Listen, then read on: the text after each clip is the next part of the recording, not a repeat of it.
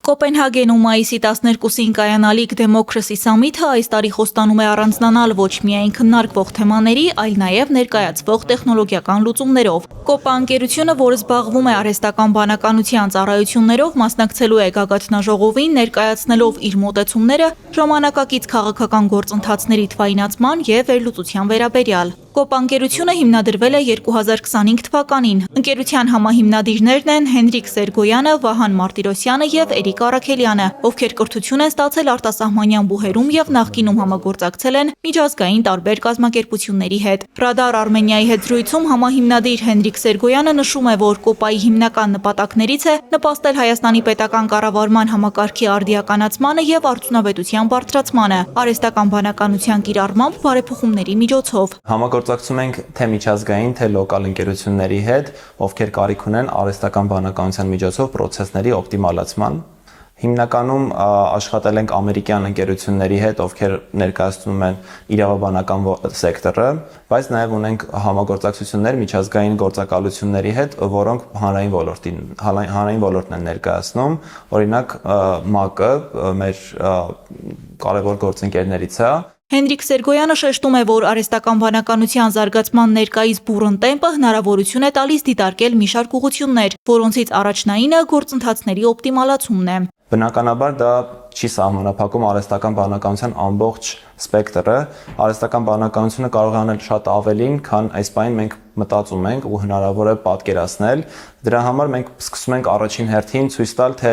ինչպես կարող եք դուք ձեր դասական առօրյա գործերը անել ավելի արագ եւ էֆեկտիվ եւ հետագայում նաեւ թույլ տալ մարդկանց մտածել, թե ինչ նոր բաներ հնարավոր է անել մոդելների միջոցով, արհեստական բանականության կիրառման միջոցով, որովհետեւ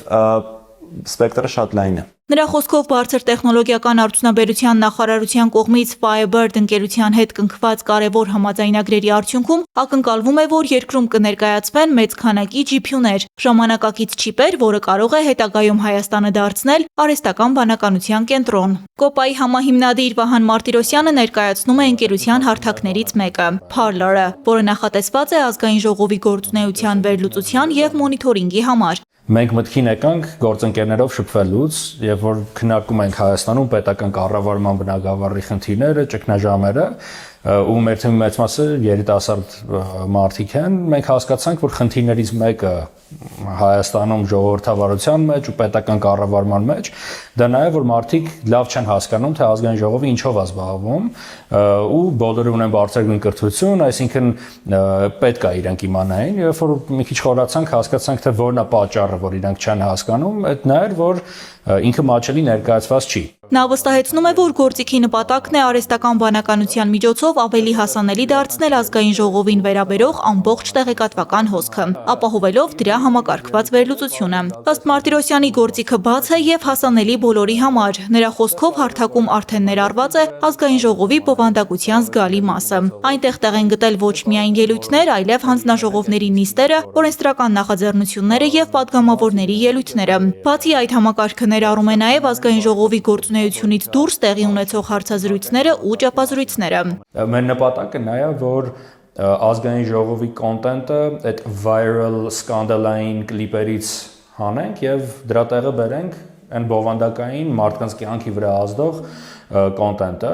ինչը կարծում ենք կամաց արդեն ստացվում է, հարթակը կարող եք այցելել եւ ինքներդ ուսումնասիրել ձեզ հետաքրքրող պատգամավորներին կամ նույնիսկ թեմաներին։ Այստեղ ռազմաարդյունաբերություն ոլորտը կամ համապատասխան թեման որոնելով կարելի է տեսնել, թե արհեստական բանականությունը ինչպես է առանձնացնում այն պատգամավորներին, որոնք այդ թեմայով ելույթներ են ունեցել։ Նաև հնարավոր է դիտել պատգամավորի ակտիվության վարկանիշը և պարզել, թե նա առավելապես ինչ թեմաների մասին է խոսել տարբեր թեմաները ֆիլտրելու միջոցով։ Նշենք, որ գործիքը յուրօրինակ է, քանի որ կարող ենք այն օգտագործել հասկանալու, թե տվյալ պատգամավորը ում հետ է գնացել տվյալ գործուղմանը։ Վահան Մարտիրոսյանը շեշտում է, որ նախատեսվում է ներդնել էմոցիոնալ անալիզի հավելում, որը հնարավորություն կտա հասկանալ, թե յուրաքանչյուր պատգամավոր իր գործունեության ընթացքում ինչպիսի էմոցիաներ և ազդակներ է արտահայտում։ Նշենք, որ 2025 թվականին Parler հարթակը հավանության է արժանացել Alliance for Democracy կազմակերպության կողմից, որը հիմնադրվել է Անդերս Ֆոգ Ռասմուսենի կողմից։ Նա եղել է ՆԱՏՕ-ի գլխավոր քարտուղար և Դանիայի նախկին վարչապետ։ Համահիմնադիրների խոսքով տարբեր երկրներից արհեստական բանականության գործիքներ ներկայացնող ընկերություններ են մասնակցելու նախաձեռնությանը։ Կոպայի նպատակն է նաև մրցույթից վերադառնալ առաջին մրցանակով։ Միաժամանակ ընկերության հիմնական նպատակներից է, որ այս գործիքը կիրառվի ոչ միայն Հայաստանում, այլ նաև մի շարք եվրոպական երկրների պարլամենտական համակարգերում։ Հավելվում է, որ արդեն իսկ ընթանում են շփումներ եւ աշխատանքներ Գերմանիայում ու Շվեդիայում գործող տարբեր մեդիա ընկերությունների հետ, որոնք հետաքրքրված են նման գործիքների կիրառմամբ մեդիա ոլորտում։ Լիլիթ Աբրահամյան, Ալվարդ Բաղդասարյան, Մանուել Ստեփանյան, Ռադար Արմենիա։